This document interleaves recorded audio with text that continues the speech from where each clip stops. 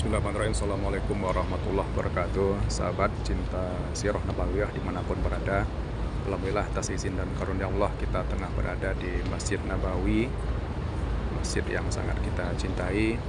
Dan izinkan Al-Fakir untuk bisa sedikit menyampaikan sedangkal dan serendah pemahaman Al-Fakir sendiri. Mudah-mudahan ada manfaatnya dan bisa menjadi ilmu dan sedekah jariah bagi Al-Fakir. Bismillah, ini kita tengah berada di Masjid Nabawi. Kalau kita perhatikan kondisi masjid sekarang ini, kurang lebih dahulu tatkala Rasulullah SAW datang, beliau mempersilahkan untanya untuk mencari lokasi di mana masjid yang akan dibangun.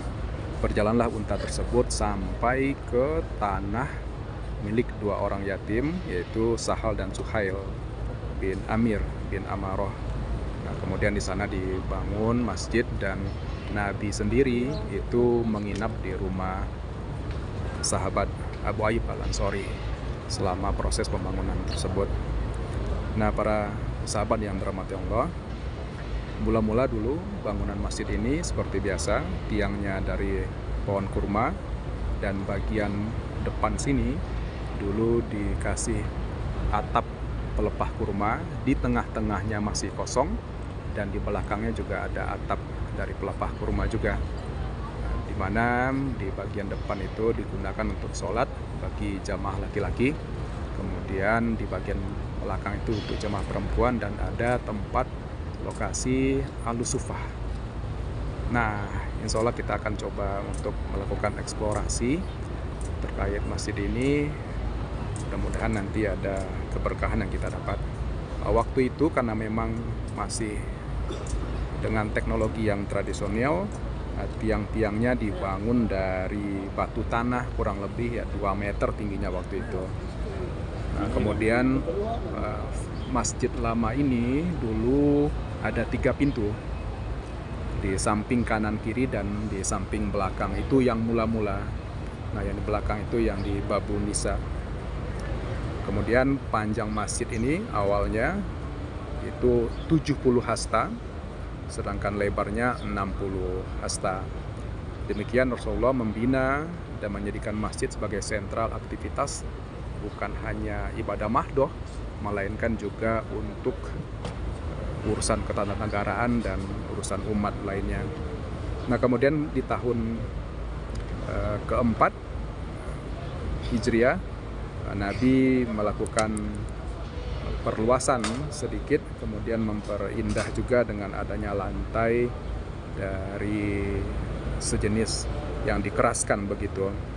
Nah, baru pasca tahun ke-7 Hijriah, sesudah perang Khaybar ya, nah, kemudian masjid ini diperluas lagi menjadi 50 meter panjangnya dan 50 meter lebarnya. Perluasan-perluasan terus terjadi, terutama di masa kekhalifahan setelahnya. Ya, ringkas saja kita katakan di masa Khalifah Umar bin Khattab itu diperluas lagi 5 meter sebelah barat dan 15 meter sebelah utara. Itu di tahun 17 Hijriah. Kemudian di tahun 21 Hijriah untuk pertama kalinya di masa Umar juga, ini tiang-tiang itu diganti dengan tiang yang lebih kuat begitu.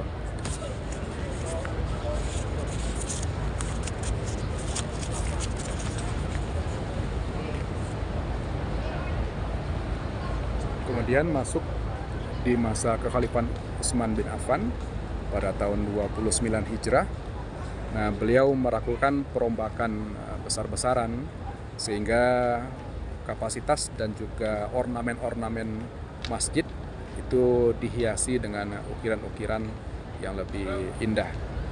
Kemudian ada ya perbaikan-perbaikan lain terus di masa, contohnya di masa Khalifah Abdul Malik bin Marwan, di mana ketika itu Umar bin Abdul Aziz sebagai gubernur Madinah diminta untuk melakukan perluasan juga dengan memberikan mandara. Kemudian pada tahun 161 Hijriah di Khalifah Al-Mahdi ya, dari Bani Abbas itu juga melakukan perluasan. Kemudian ada fakta menarik, kurang lebih pada tahun 654 Hijriah di hari Jumat bertepatan waktu itu, di awal Ramadan. Nah, Masjid Nabawi sempat terbakar. Jadi kemudian diperbaiki oleh Khalifah Mu'tasim Billah ya. Khalifah Mu'tasim Billah. Dan untuk kedua kalinya masjid itu kembali terbakar pada tahun 886 Hijriah. Ini kena petir waktu itu, sehingga ada seorang bernama Ashraf Al-Qaits Bey dari Mesir juga menyumbangkan banyak emas untuk perbaikan renovasi masjid. Dan di masa-masa setelahnya juga masuk ke masa Utsmani, Sultan Salim, khalifah pertama dari Bani Utsman, itu juga melakukan beberapa perubahan. Nah, kubah hijau ini sendiri baru ada terhitung tahun 1233 Hijriah di masa pemerintahan Sultan Mahmud dari Utsmani, sehingga istilah kubah al-Khadra gitu ya, kubah hijau ini bisa kita lihat sampai sekarang dipertahankan. Kemudian di masa Khalifah Sultan Abdul Majid itu ada renovasi yang juga besar-besaran dilakukan sampai dilanjutkan oleh para raja-raja dari Arab Saudi, mulai dari Abdul Aziz Ibni Saud, kemudian dilakukan oleh anak-anak keturunannya. Baik, para sahabat cinta Sirah Nabawiyah, kita akan coba eksplorasi ya, kurang lebih tadi itu secara singkat dan ringkas sejarah perluasan masjid di masa Nabi. Nah, sekarang kita akan coba lihat pintu-pintu apa saja yang ada di masjid ini dan apa cerita yang mengitarinya. Bismillah. Baik, kita akan coba berjalan menuju pintu-pintu yang ada di Masjid Nabawi. Ini alhamdulillah kondisinya belum terlalu ramai karena sekarang baru selesai waktu duha, masih relatif bisa kondusif. Mudah-mudahan kita bisa mendapatkan gambar yang baik. Bismillah, insyaallah.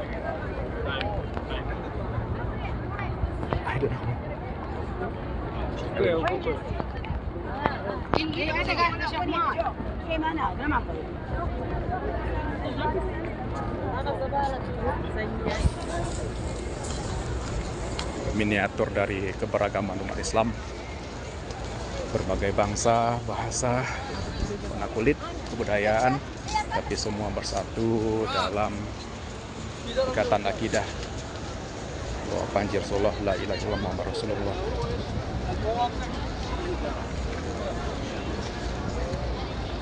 Nah, sahabat cinta Sirah Nabawiyah yang terhormat Allah, ini kita tengah berada di pintu nomor 1 Babus Salam. Bismillah.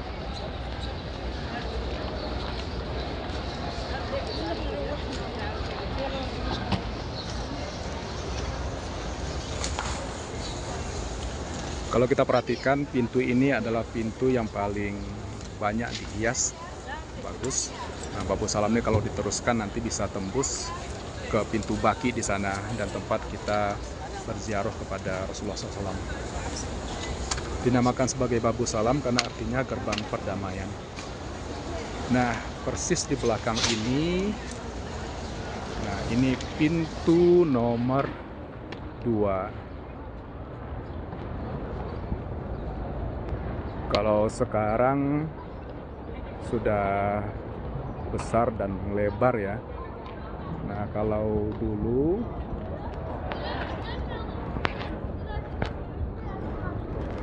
dulu pintu nomor 2 ini disebut sebagai Khuqa Abu Bakar. Jadi hanya pintu kecil. Nah, kalau sekarang sudah jadi Bab Abu Bakar As-Siddiq. Dulu sahabat Abu Bakar suka lewat dari Khuqa Abu Bakar itu, pintu kecilnya. Nah, kita lanjut ke pintu nomor 3. Pintu nomor 3 Babu Rahmah, pintu rahmat.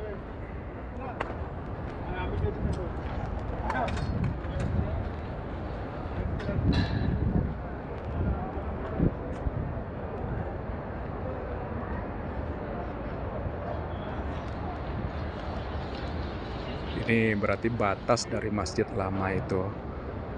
Nah, di sebelahnya ini ada pintu nomor 4, Babu Hijrah.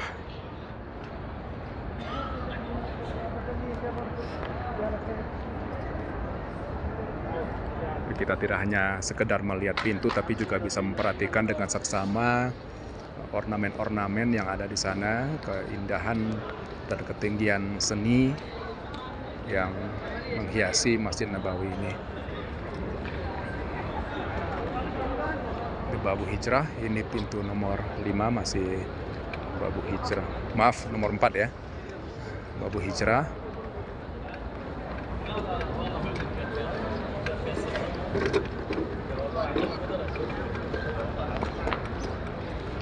Nah, di depan kita itu pintu nomor 5, Babu Kuba.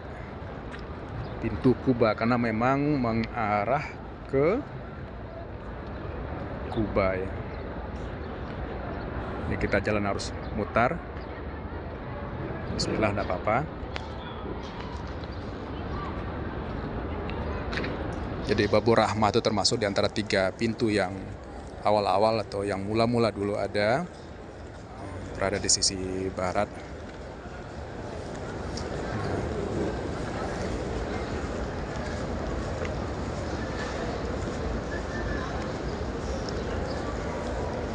Pintu nomor 4 tadi, Babu Hijrah, dinamakan Babu Hijrah ya dalam rangka mengenang momentum hijrah yang kalau ditarik garis kurang lebih mengarah Makkah tuh ke sana. Nah, ini para sahabat yang terhormat Allah, pintu nomor 5, Babu Kuba.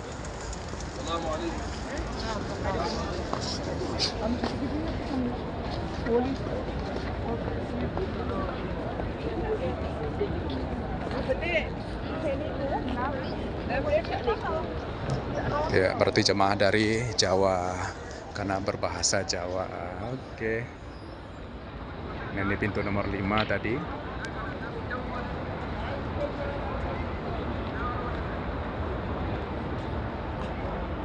Babu Kuba.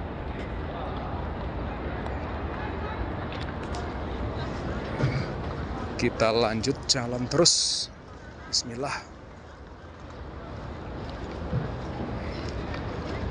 Nah, pintu nomor 6 ini saya coba cari-cari beberapa kali tidak ketemu ya, saya juga kurang tahu namanya apa di pintu nomor 6. Karena di balik ini langsung nanti pintu nomor 7, 8 dan 9, Bab Malik Saud.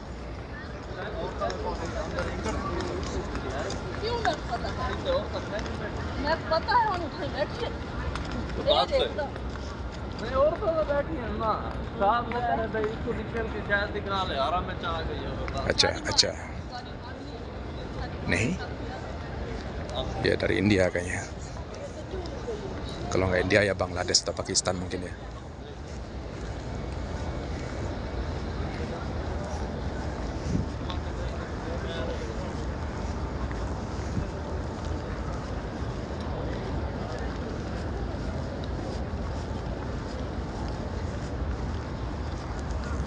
Sahabat yang terhormat Allah, tadi nomor 5 sudah, nomor 6 sebagaimana saya jelaskan, saya kurang tahu juga pintu apa nomor 6 itu, nggak ada keterangannya di sini.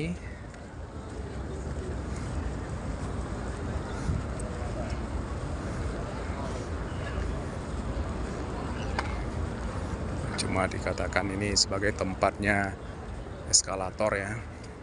Tuh pintu 6 B.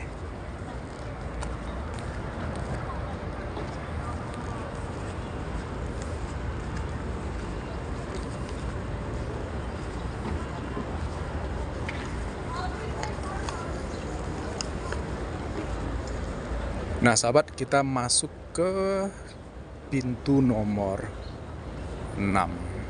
Maaf, 7 ya. King Saud.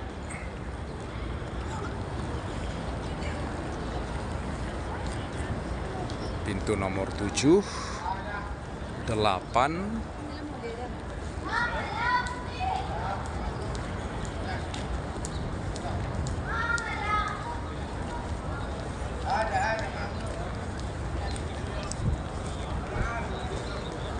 dan 9.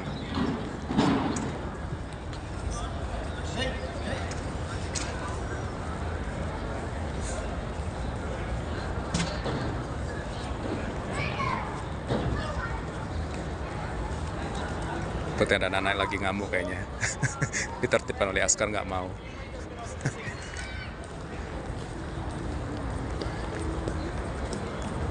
Itu pintu nomor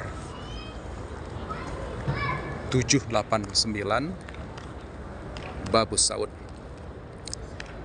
Babu Malik Saud. Nah, Raja Saud. Saud bin Abdul Aziz adalah raja kedua Arab Saudi, memerintah tahun 1953 sampai 1964. Ini raja kedua setelah Abdul Aziz bin Saud. Anak dari Abdul Aziz namanya Saud. Oke, ini pintu nomor 10.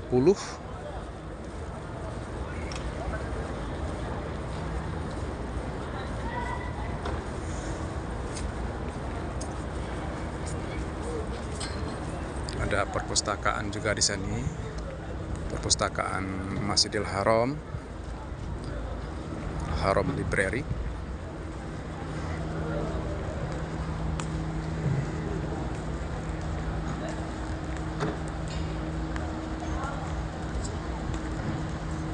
Pintu nomor 10, pintu Imam Bukhari, sebagai penghormatan kepada beliau, seorang yang tentu berkontribusi besar terhadap umat ini. Kita harus jalan agak lebih memutar, karena di sebelah ini khusus pintu untuk perempuan.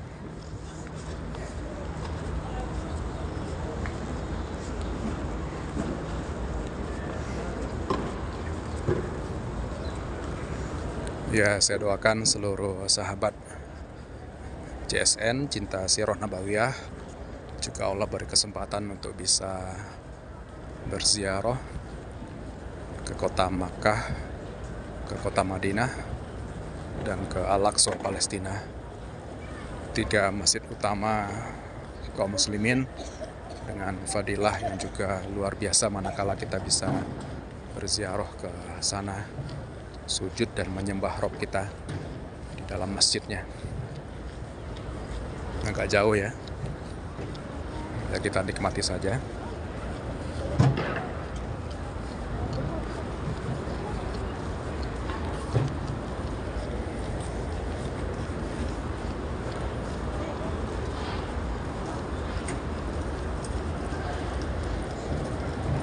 Sebagai tambahan informasi, mulanya ketika Nabi hijrah, arah kiblat masih ke Masjidil Aqsa di Palestina.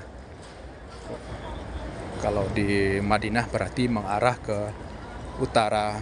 Nah, berselang 16 atau 17 bulan setelahnya, turunlah perintah supaya arah kiblat itu dipindahkan ke Masjidil Haram, yang lokasinya berada di selatan dari kota Madinah. Secara otomatis juga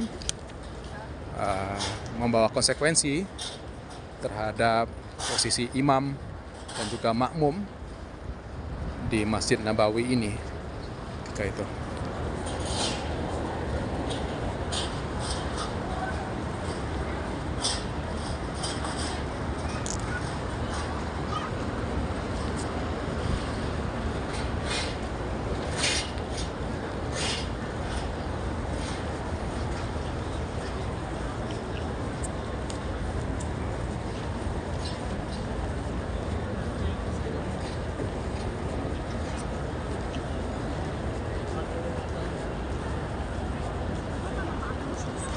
Nah, tadi di sana pintu nomor 11 ya, Babul Akik.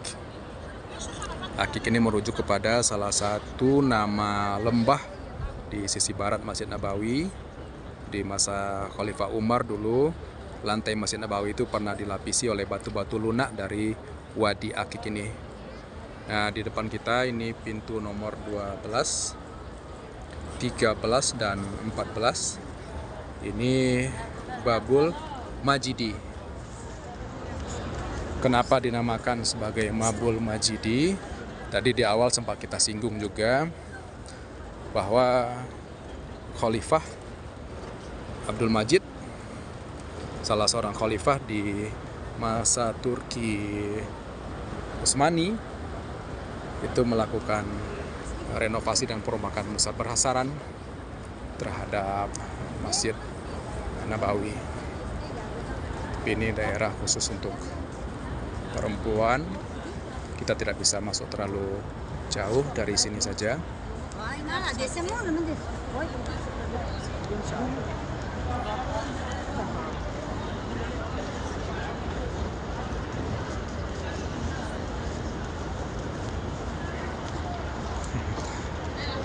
Bab Nisa katanya, pintu khusus untuk perempuan.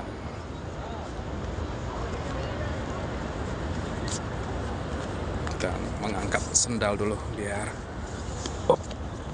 bisa lewat.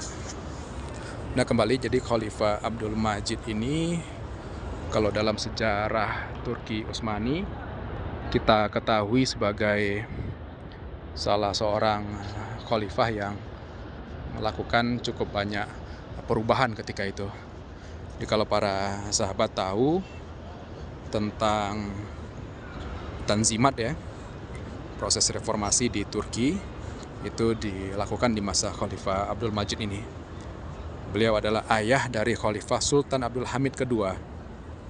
Nah, memerintah periode kurang lebih 1839 sampai 1861.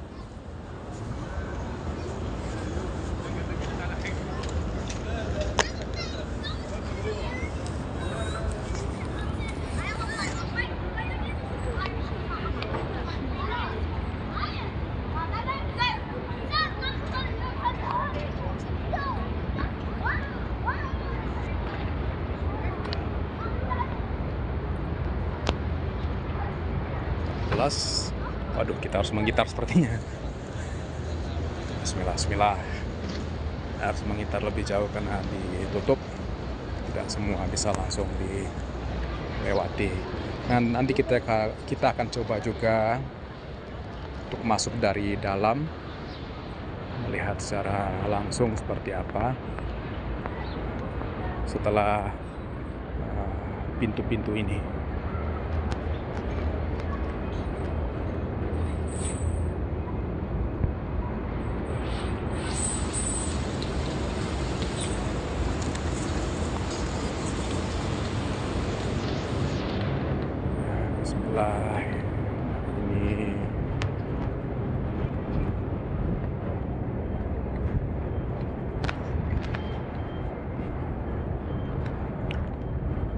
Ini nah, sahabat cinta Sirah Nabawiyah yang dirahmati Allah,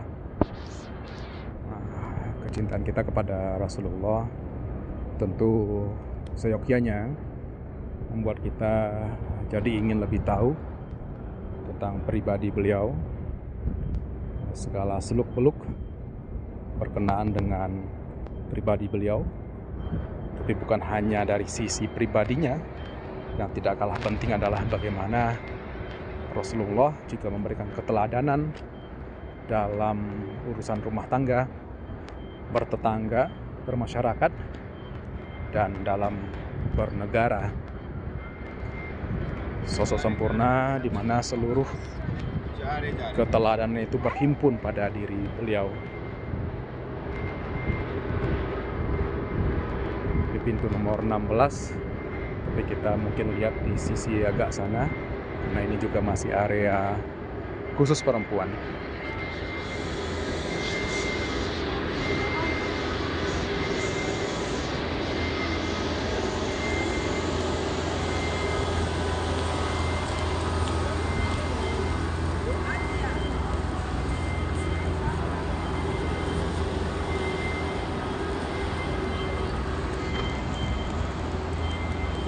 Nah sahabat, ini di depan kita pintu nomor 17, 18,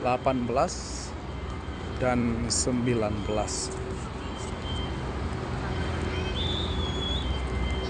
Pintu 17, 18, dan 19 ini dinamakan sebagai Babul Umar bin Khattab, sebagai ihtiram dan penghormatan kepada Amirul Mukminin Khalifah kedua Umar bin Khattab.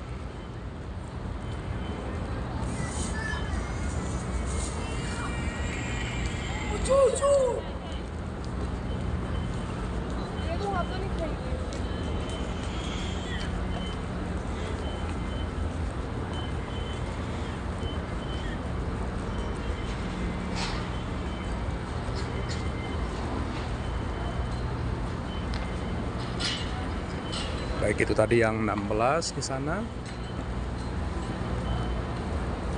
Kalau perhatikan ukirannya dan desainnya tidak jauh berbeda ya di antara satu pintu dengan pintu yang lain.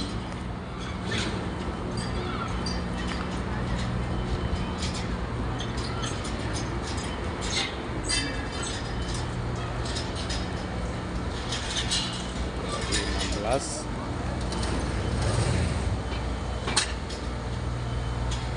17, 18, dan 19 bab Umar bin Khattab.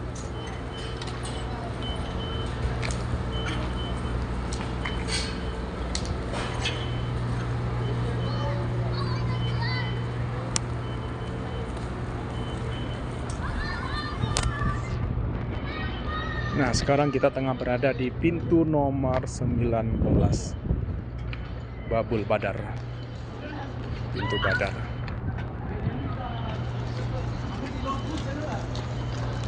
Dinamakan Babul Badar karena memang selain untuk mengenang perang Badar yang fenomenal itu, arah ini juga mengarah ke daerah Badar. Badar sendiri suatu wilayah yang berada di selatan ya, lebih tepatnya itu di barat daya Madinah, kurang lebih 150 kilo.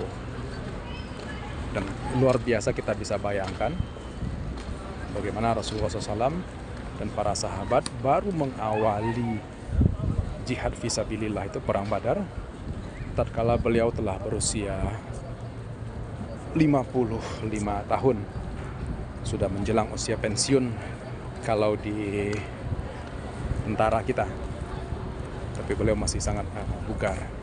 Nah, ini pintu ke 20, Babul Fahad,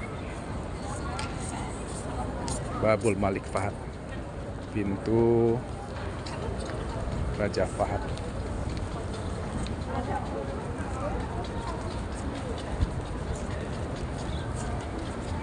Masih agak silau, kita cari dulu tempat yang lebih kondusif. Nah, di Babul Badar tadi sebenarnya ada kutipan ya dari Al-Quran surat Al-Hijr ayat 46. Artinya masuklah ke dalam dengan damai, aman, dan selamat. Nah, pintu nomor 20, 21, 22 ini bisa dikatakan sebagai pintu utama dari arah utara. Ada kisah menarik yang tersembunyi di balik pintu nomor 20, 21, 22 ini, Malik Fahad. Siapa itu Malik Fahad atau King Fahad? Beliau bisa dikatakan adalah raja kelima dari Arab Saudi yang memerintah tahun 1982 sampai 2005 Jadi kalau seingat saya kan yang pertama itu Abdul Aziz bin Saud, memerintah dari tahun 32 sampai tahun 53, digantikan oleh anak-anaknya. Yang pertama tadi kita tahu ada pintu Saud, Saud bin Abdul Aziz bin Saud, raja kedua, itu 53 sampai 64. Kemudian digantikan lagi oleh saudaranya Khalid, kemudian digantikan oleh Faisal. Ini agak bising ya. Oke, kita harus menghindarnya dulu. Agak bising soalnya.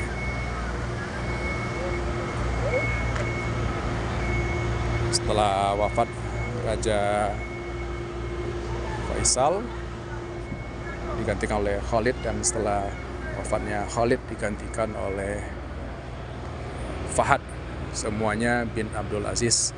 Nah, baru 2005 kemarin kan digantikan oleh Abdullah bin Abdul Aziz, dan sekarang Salman bin Abdul Aziz.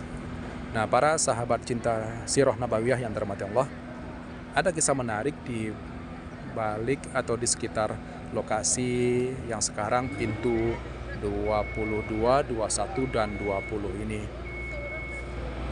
Ketika dalam Al-Quran Allah Subhanahu wa Ta'ala berfirman, "Lan tanalul birra hatta tunfiku mimma tuhibbun."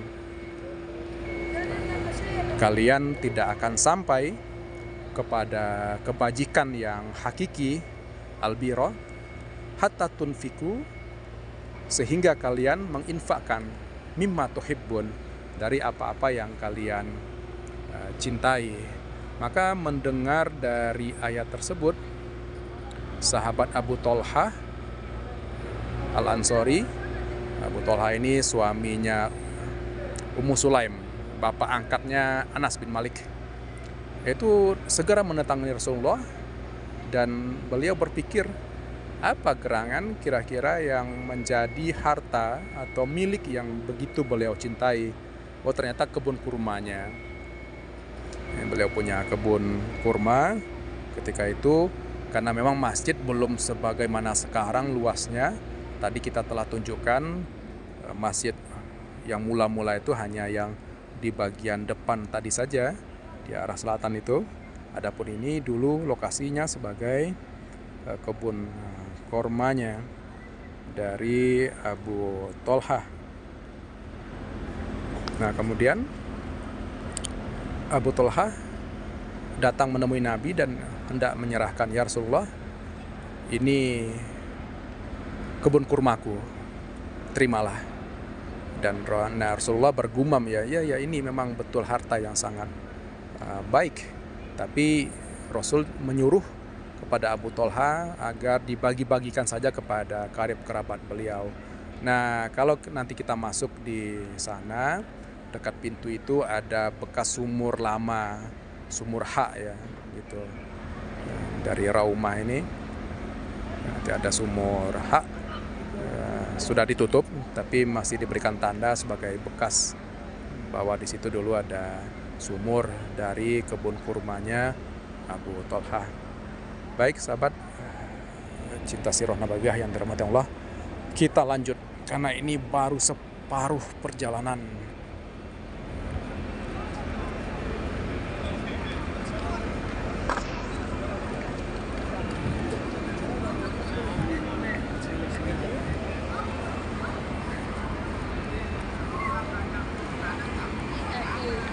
Kalau kita ke sisi utara akan nampak seperti ini, alun-alun, banyak merpati, dan juga di depan sana terdapat juga Gunung Uhud.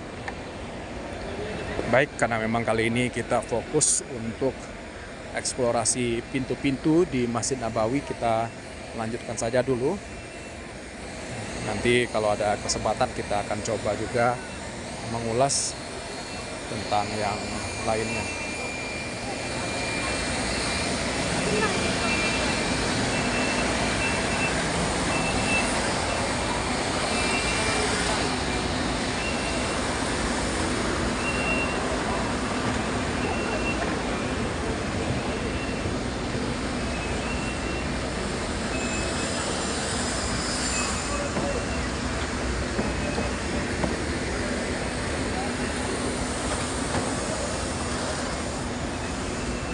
Itu pintu nomor 23, Babul Uhud. Dinamakan Babul Uhud karena memang selain mengenang tentang perang Uhud, sebagaimana tadi juga ada Babul Badar untuk mengenang perang Uhud, dan memang ini juga mengarah ke sisi utara masjid. Nah, di sebelahnya itu pintu nomor 24. Ya, enggak apa-apa, kita jalan saja biar kita bisa melihat dari lebih dekat pintu nomor 24, 25 dan 26.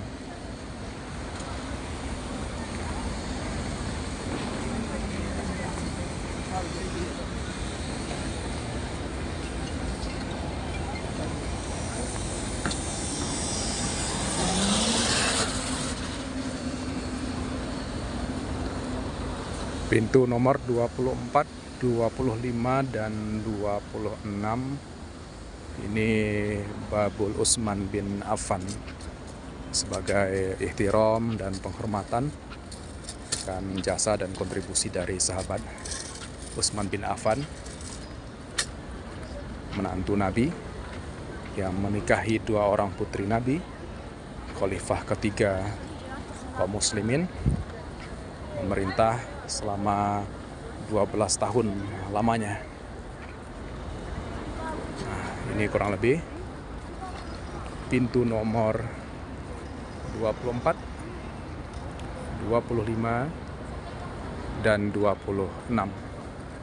Kita masih harus lanjut ke sana karena ini khusus untuk perempuan.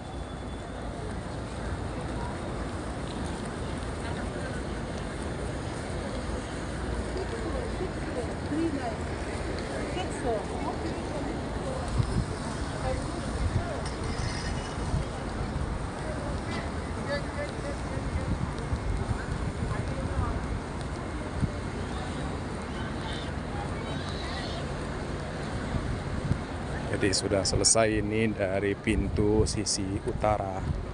Nah, sekarang kita mengarah ke pintu di sisi timur.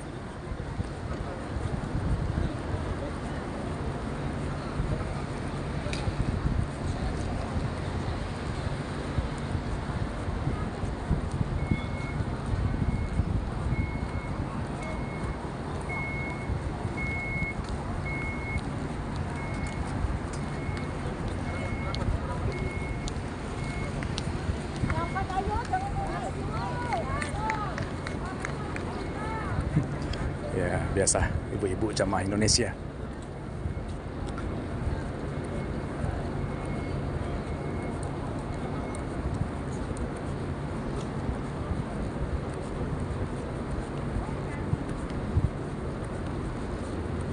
Cukup jauh sepertinya, mungkin agak saya percepat saja dulu. Nah, sahabat cinta Sirah Nabawiyah yang dirahmati Allah, ini kita berada di depan pintu nomor 28, 29 dan 30 Babul Ali bin Abi Thalib. Ini juga sebagai bentuk penghormatan kepada khalifah keempat kaum muslimin, Ali bin Abi Thalib. Ini pintunya khusus untuk perempuan. Jadi kita hanya bisa melihat dari kejauhan seperti ini.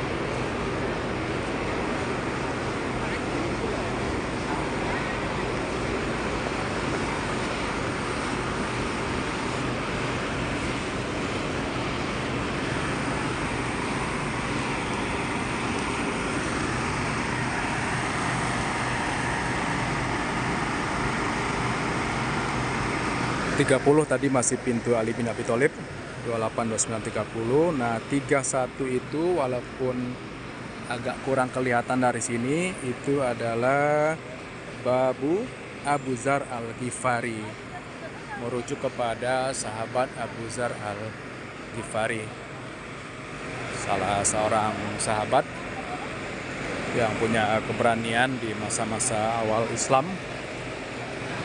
sangat disayangi juga oleh Rasulullah.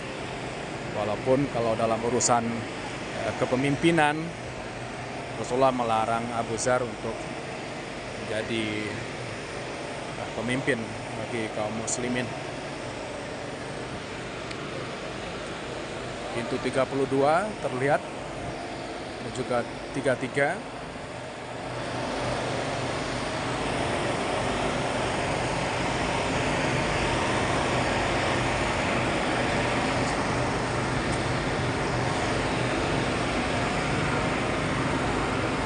Nah, di hadapan kita di pintu 32 itu kurang terlihat ya. Itu pintu 32 adalah bab Imam Muslim, sebagai penghormatan kepada Imam Muslim. Tadi kan ada juga babul Imam Bukhari, nah ini babul Imam Muslim.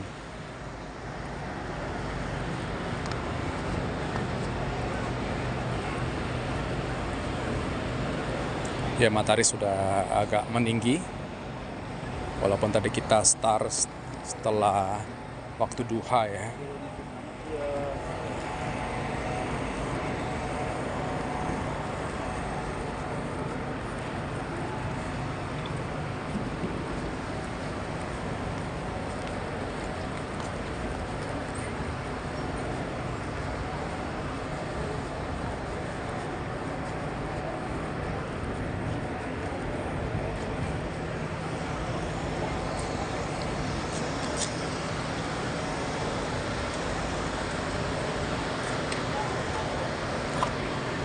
Ini dia tadi pintu babul Imam Muslim. Nah, di hadapan kita ini juga pintu yang besar ya. Pintu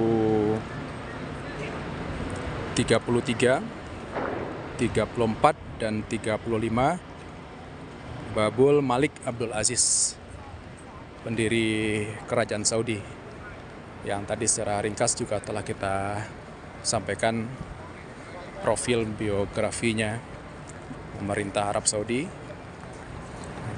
dari rentang waktu tahun 32 sampai tahun 53. Kalau ingin membahas lebih jauh tentang seputar konspirasi yang ada di masa-masa itu, ini juga sangat menarik, tapi mungkin pada lain kesempatan.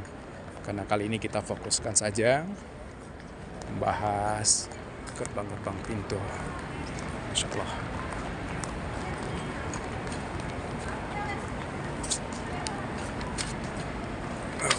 Ya, kurang lebih seperti inilah pintu-pintunya. Ada ukiran-ukiran. Ini kayu ya.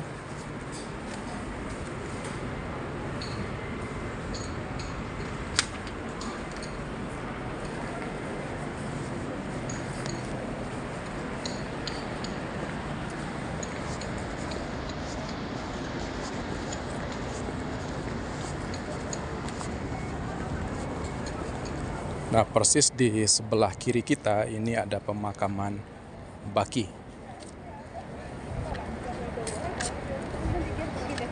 Kalau dulu memang masih agak bisa dikatakan di pinggiran kota Madinah, tapi kalau sekarang karena perluasan posisinya sudah persis langsung di sebelah sisi timur.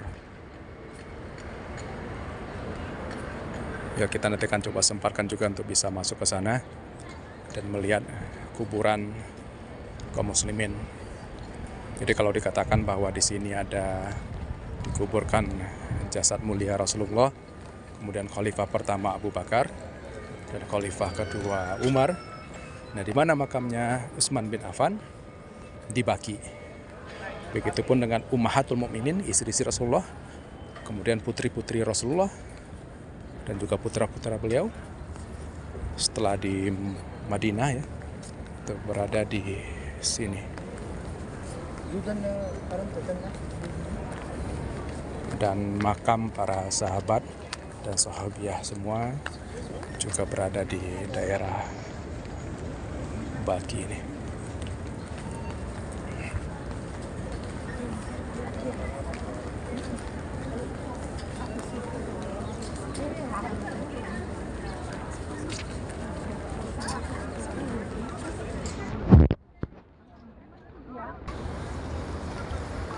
Di depan kita pintu nomor 37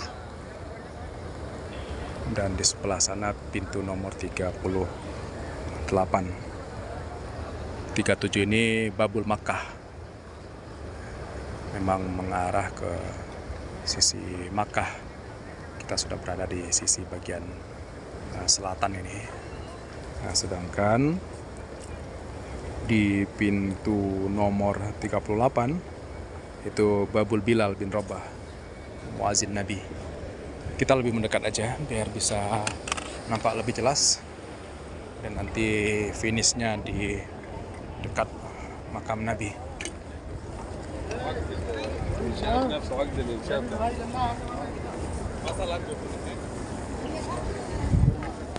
Saya juga agak heran melihat fenomena mengapa pekerja housekeeping dari Masjidil Haram ini rata-rata dari saudara kita orang Bangladesh, India atau Pakistan. Jarang sekali orang Indonesia, itu hampir-hampir tidak ada. Ini antrian karena sekarang memang untuk bisa masuk ke dalam Raudhah tuh harus memakai aplikasi.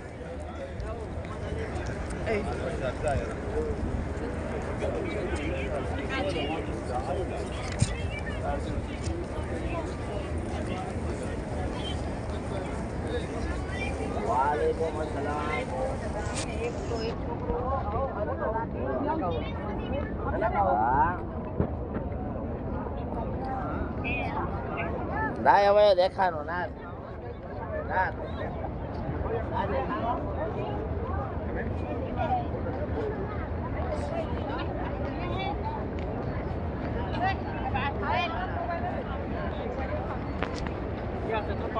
لو طلعت ابعت لك خط.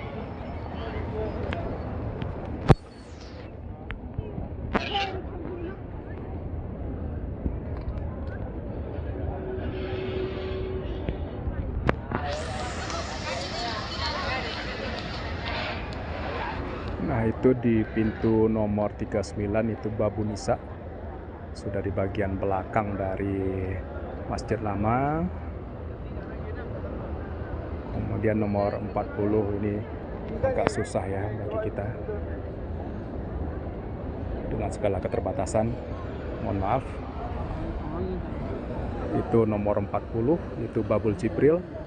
Dinamakan Babul Jibril karena memang malaikat Jibril pernah datang beberapa kali menemui Nabi di sana, agak 2-3 kali di Babul Jibril itu. Nah, yang terakhir pintu nomor 41 itu adalah Babul Baki.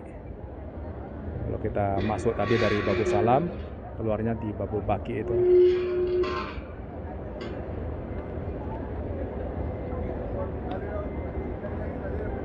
Assalamualaikum ya Rasulullah. Assalamualaikum ya Habibullah. Assalamualaikum ya Khalifah Umar bin Khattab. Assalamualaikum Khalifah Abu Bakar As-Siddiq.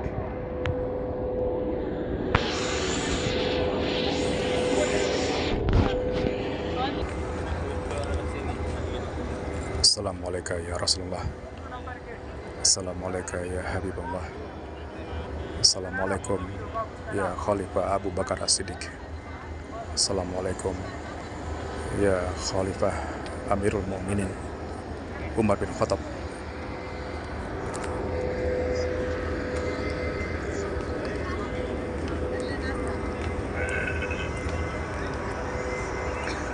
Kubah hijau itu tadinya adalah rumah kediaman dari ibunda kita Aisyah. Bukan cuma Aisyah, tapi berderet di kanan kirinya Itu rumah-rumah dari Ummahatul Mukminin yang lain, istri-istri Nabi.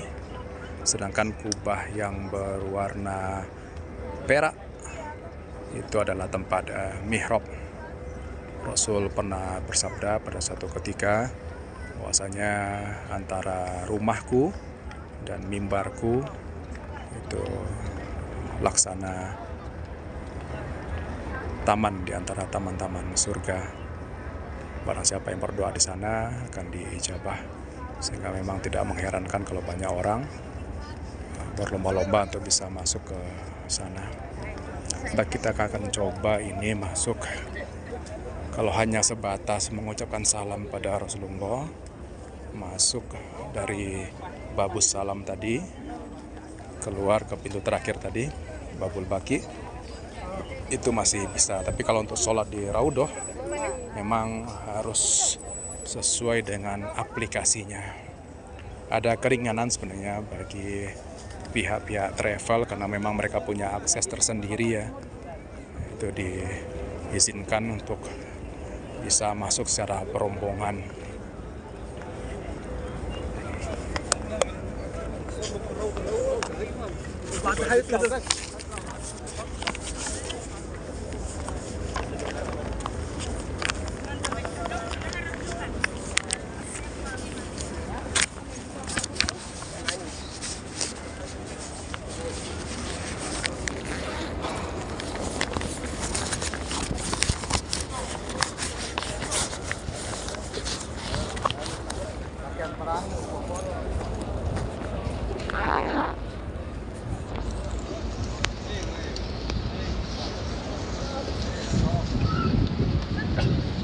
Nah, ini kita tengah berjalan untuk masuk di Babus Salam.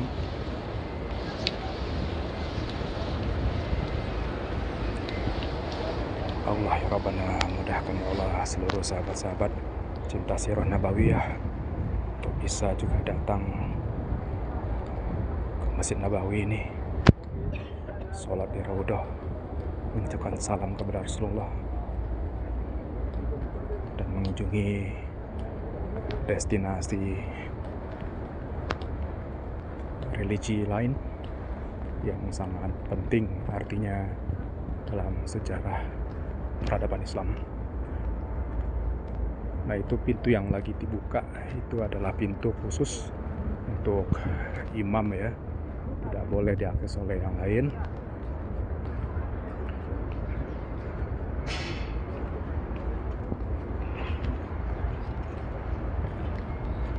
Masya Allah.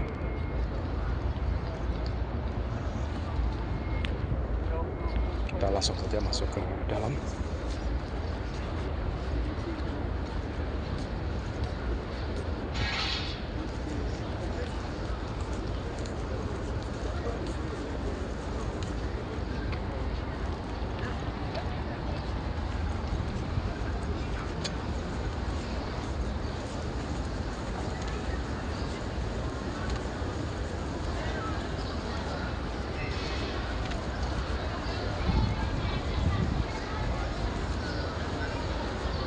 Ini tadi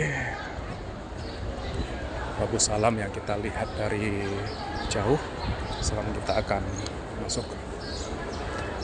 Allahumma antas salam wa minkas salam wa alaika yaudus salam wa hayyina salam wa adkhilna jannata darassalam. Tabarak rabbana ya zal jalali wal ikram. Tahli abwaba rahmatik kiranya.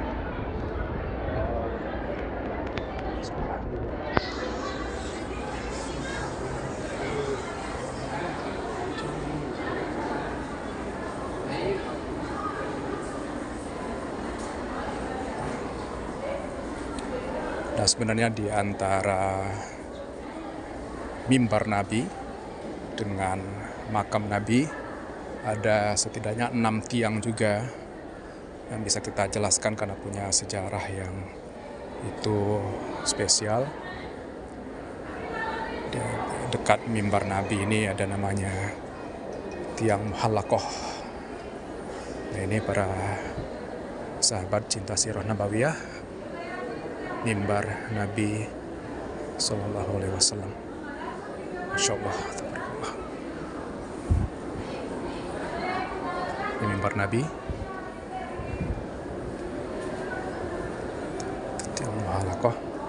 Tiang itu dulu sempat menangis karena tidak lagi dipegang oleh Nabi dan Rasulullah merangkulnya. Nah, di sebelah itu ada tiang sarir, tempat Rasul biasa melakukan ibadah malam.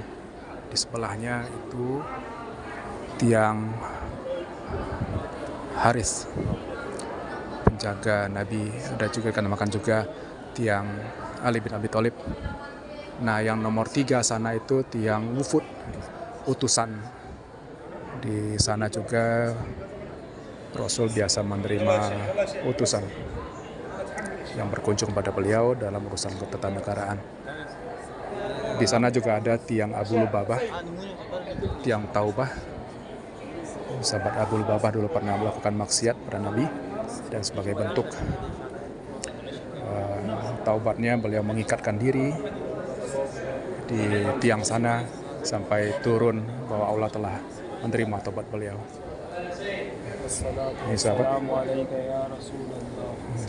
kita tengah berjalan pelan-pelan. Nah, yang besar itu, yang di sebelah askar itu,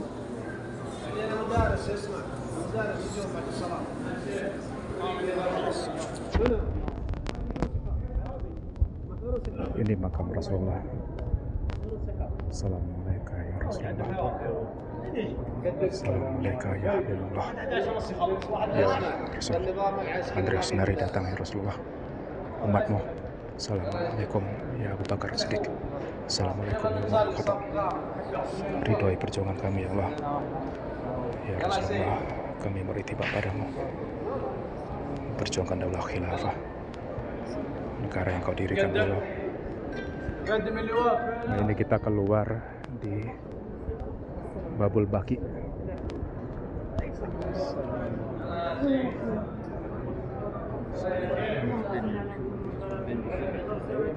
Ingin beramal-amal di sini tentu tidak bisa, demi ketertiban juga.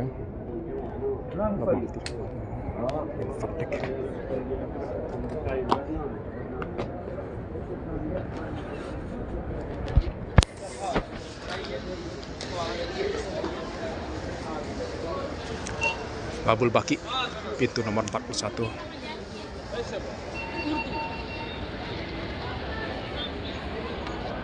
Itu pintu nomor 40 tadi yang kita sebut, Babul Jibril. Nah, di sana Babun Nisa, tempat jemaah perempuan lewat itu, kalau kita masuk kita bisa mendapati tempatnya Ahlus Sufah, sahabat-sahabat Nabi yang secara ekonomi dulu kurang berada, itu menginap dan tinggal di sana. Ada kaum Asy'ariyin, Abu Musa al-Asy'ari dan kaumnya, ada Abu Hurairah dan lain sebagainya yang menginap di sana.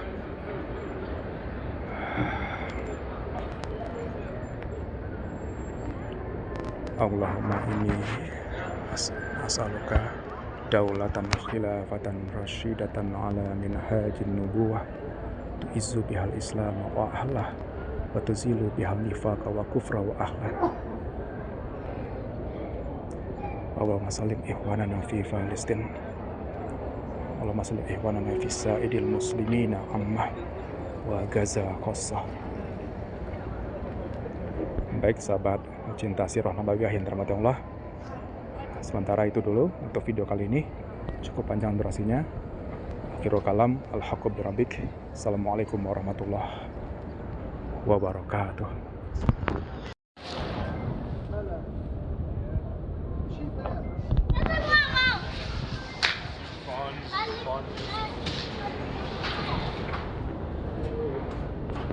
Kita akan coba masuk, lihat dari dalam kondisi Masjid Nabawi. Kita masuk dari pintu nomor 21 tadi.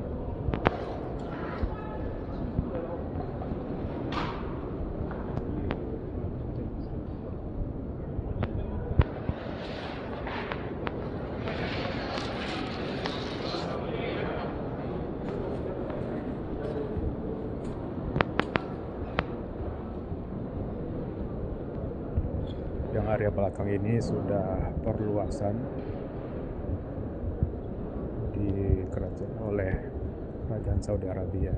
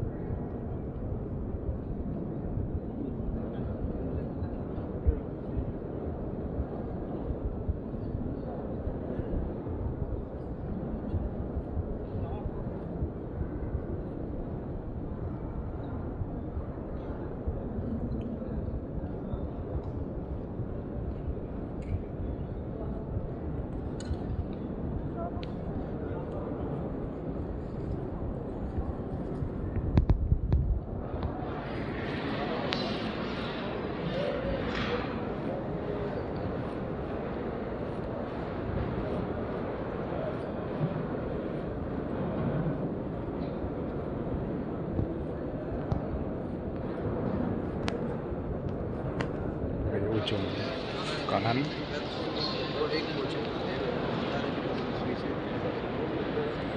sampai ujung pantai paling kiri. Nah, ini kita masuk ke bangunan.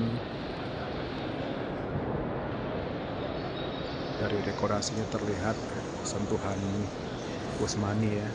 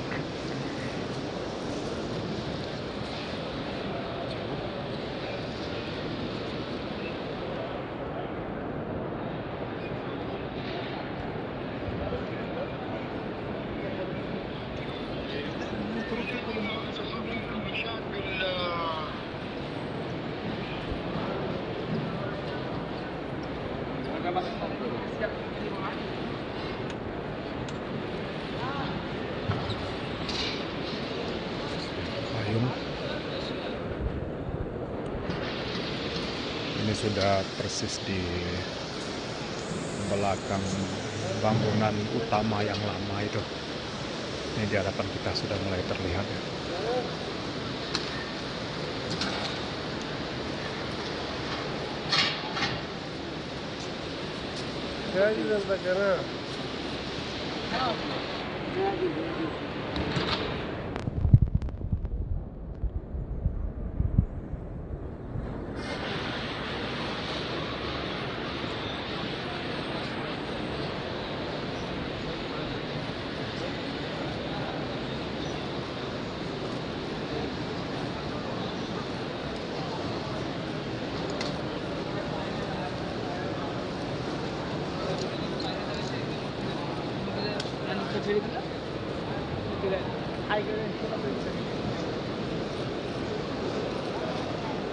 Kalau paling belakang tadi perluasan di masa Kerajaan Arab Saudi, yang di tengah ini perluasan di masa Kekhilafahan Utsmani. Nah, di hadapan kita ini bangunan mula-mula yang tadi sudah kita eksplorasi juga.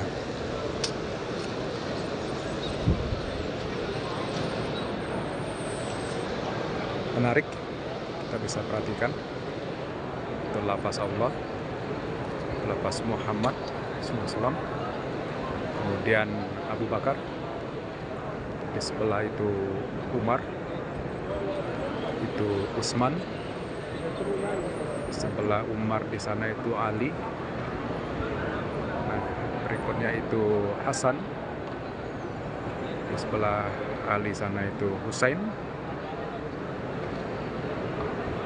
Yang itu apa ya, aksara Arabnya, kaligrafinya kurang bisa saya baca itu. Ini sahabat-sahabat juga.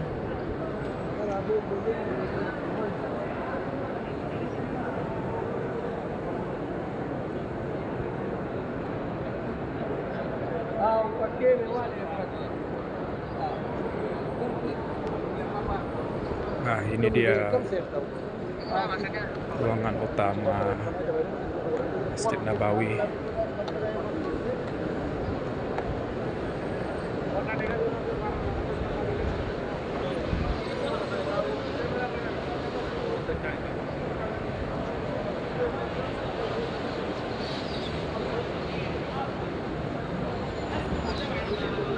Ini Raudhah, saudara para sahabat.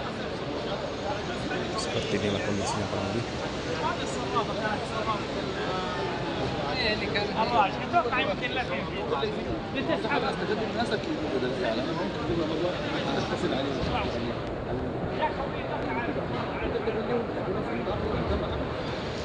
Itu yang kita jelaskan mihrab Nabi, kemudian ada tiang-tiang.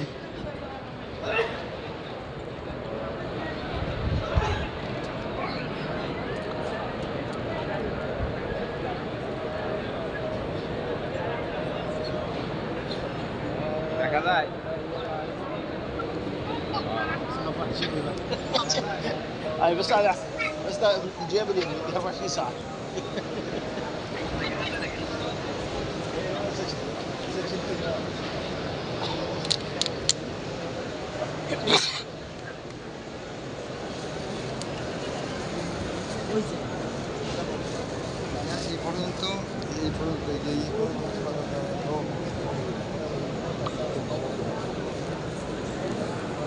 Itu yang lebih tinggi itu bekas Sakifah, maaf, bekas Ahlus Sufah.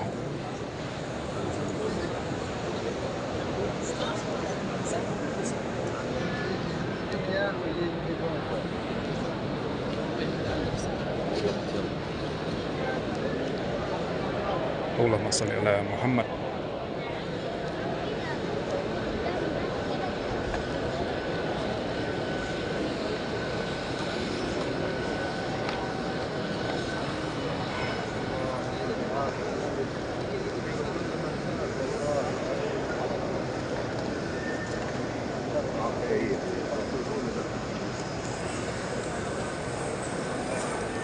Kubah hijau.